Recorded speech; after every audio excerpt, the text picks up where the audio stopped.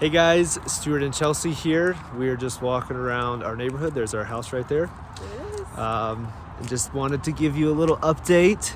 I know it's been a while since we had our last video. It's been a few months since the last video, and a couple months since our last update letter. But we're alive. We're here in Boulder.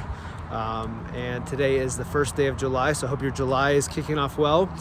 We just want to give you a quick update of where we've been, what we've been doing. One thing that I tell people when they ask about, so what are you doing? Typically my response is, well, we really just focused this past few months on planting our family before we plant the church. Just having a sure foundation, working on our marriage, our kids, getting healthy rhythms, and really just letting our family fall in love with the city of Boulder. Before we start to try to reach and love on the people of Boulder, we really want to develop that deep inside of us. And so, yeah, Chelsea, how about you? How have you been? Yeah. I think it's just the main focus on, like what Stuart said, is planting our family. You know, since we're not from Colorado, from Boulder, a lot of this time is spent like, what is in Boulder? What are fun things for families to do, kids to do? Where do the people hang out? What are the cool, local spots? And so that's really been like on my to-do list, is falling in love with Boulder and having my kids, Emerson, Olivia, and Cora, fall in love with it as well. And it's been really awesome because Stuart's mom was able to be here since April, and so she's been so helpful to be able to watch the kids. If Stuart and I go out and like meet with people, it's been a blessing. Yeah, one of the things that we've done the past couple months is we wanted to visit all the churches that are here in Boulder that are preaching the gospel and preaching the Bible, and we've just been really encouraged just by there's not any type of competitiveness. It's just a collaboration. These pastors are here, they're being faithful, and they've been a really big encouragement to us, just to see these little communities of faith that are existing.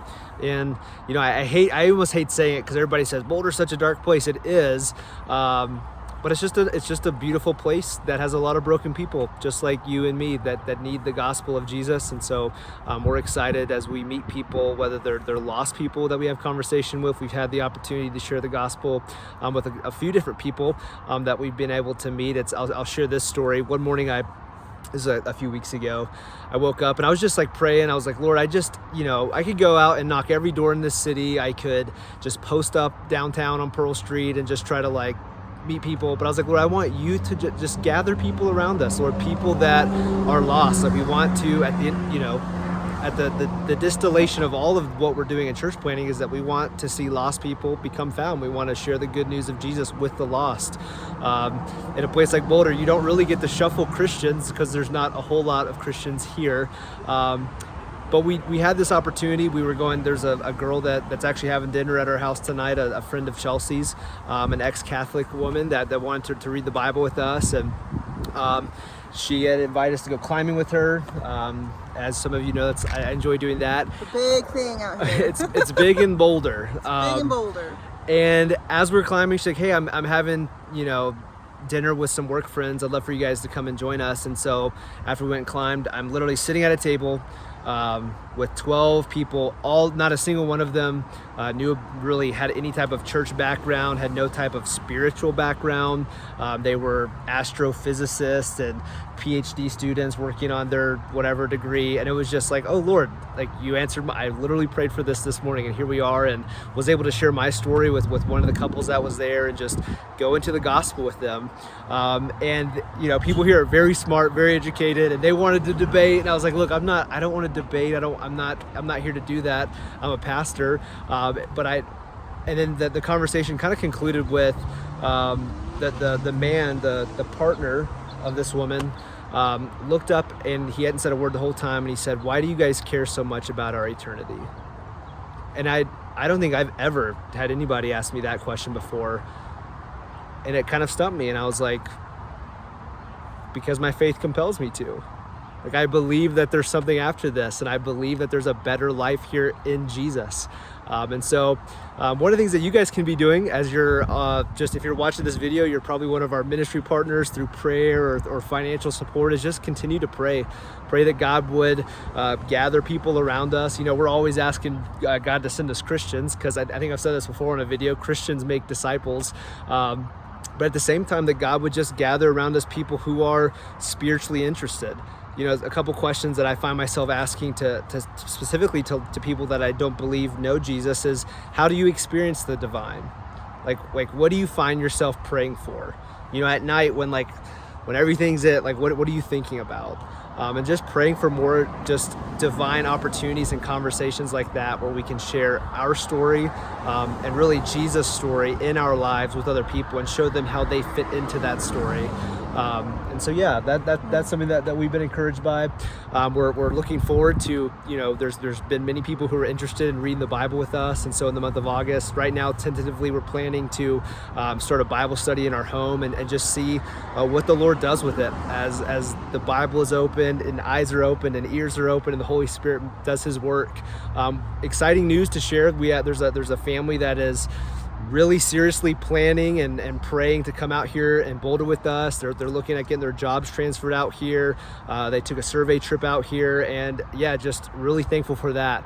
And even to you may not know us. You may have stumbled upon this video through Instagram or YouTube, or just got my letter from somebody, and you're like, hey, I could move. I could transfer my job. I could go out to Boulder and help in the Sharpe's planting Boulder Church. Man, we would love for you to come. I could sell Boulder to you. It is a beautiful place and all of that. But really, I'd like the Lord to do that work for you. And so maybe just pray about it. Lord, do you want our family to come? Do you want us to be a part of this? It's a mission field here. When people ask us, like, what's it like church planting? I'm like, all the things I just said, but even more than that, I don't feel like we're necessarily church planters. I feel like we're missionaries. You know, that's what I studied in college. That's what we were planning to go for the majority of our married life, was to go to the 1040 window. And yet here we are in a hard place that feels more like Europe than it does the United States. And so we're missionaries. And so that's something that you could do even here in America. And for those of you who do financially support us, I just want to say thank you. We could not do this work without you. It is incredibly expensive to live here in Boulder in Colorado. And again, I know I've said this before, but most churches don't make it. And most church planters end up leaving because you run out of resources. And so for those of you who are, someone just yelled over there. I was just checking out. We live on a college road. There's a lot of here. I'll switch sides over here. A lot of college students live where we live. We live right now. We're about a mile south of the University of Colorado in Boulder, and so yeah. It gets a little wild out here sometimes. It's crazy. But anyways, Chelsea, is there anything else that you would like to say? Yeah, just kind of echoing what Stuart's saying. Just thank you guys for the prayers. The two things I really pray for the Lord are for our family is just the people, that God bring people our way, not only to join like our team, but just the people that as we meet out in the community, just lost sheep, and for provision. So thank you for those of you that have been providing for us in that way, just given to us. We're just so thankful for you guys. We would not be able to be here without you guys and the Lord as well. And yeah, there was a moment that I was really encouraged, you know, being out here, essentially just him and I and our family. It can get kind of lonely. And so it was really cool to have a moment last week where we were able to be with a couple of people and pray. People who had a heart for Boulder and wanted to see churches being planted in Boulder. And it was about 9-10 people, and it was just such an encouraging moment for me to know that we're not alone, that people do care about Boulder. And it was just, yeah, it was a really cool moment. Yeah. And so I'm still a Baptist, so I'll give you 3 P's of things to pray for. Just like Chelsea said, just pray for provision. I'm kind of entering into, you asked me, what are you doing all day? Kind of my 9 to 5 right now is just fundraising, whether it's calling individuals and asking them to increase their support, so don't ignore my call, or calling new people and saying, hey, would you like to partner with us and invest into what we're doing, invest into the kingdom, and being a part of Boulder Church's church planting team through financial giving. But then also just that God would open up churches. You know, when we first started off on this, I reached out to a lot of churches, and the majority of the responses I got were, well, when you get on the ground and when you get there, when you start doing the work, give us a call. And so now here we are, and I'm going to be calling. And so that's we're officially approved, right? That's what I'm doing. Yeah, we got endorsed actually today. Today's the day it starts for the North American Mission Board. And so just that's something that's very tangible that you can pray for, that God would open up many doors through the SBC, that they would like to partner with us for the gospel out here in Boulder. And then the final P No, I only gave you one P. One P. Provision, people. I already talked about that God would just gather people around us and all of that, and that we'd meet people through just divine appointments. But the final one is just patience. It is a long and slow work here. You know, people talk about low-hanging fruit. We're kind of after high-hanging fruit here in Boulder. It's a lot of high-hanging fruit, and so it takes time, and just that patience and endurance. You know, that Paul told Timothy, he said that anybody that desires the office of a bishop desires a good work. And then later on he said to endure hardness as a good soldier. So it's a hard work, it's a good work, but it's a hard work, and it requires endurance and patience. And yeah, so just pray for that. Want to walk back? Provision, people, patience. Chelsea's the one who keeps me reeled in. And again, I know this is a longer video, but it's been a while since we just shared an update, and I wanted to get outside, kind of show you just the neighborhood and the street that we live on. The summer's been really nice here. Yeah. It hasn't been too hot. Yeah, if Like you're thinking Texas about hot. coming, 2 words, 0 humidity. So that could be the selling point for you. But anyways, Yes. we love you guys. Yes. I know that you're praying for us and you're thinking about us, but we just want to check in and have another one coming out soon. So yeah, pray for us, for Emerson, Olivia, and Cora. We love you Yes. guys. Love you guys. Thanks for praying. Thanks for supporting. Come to Boulder.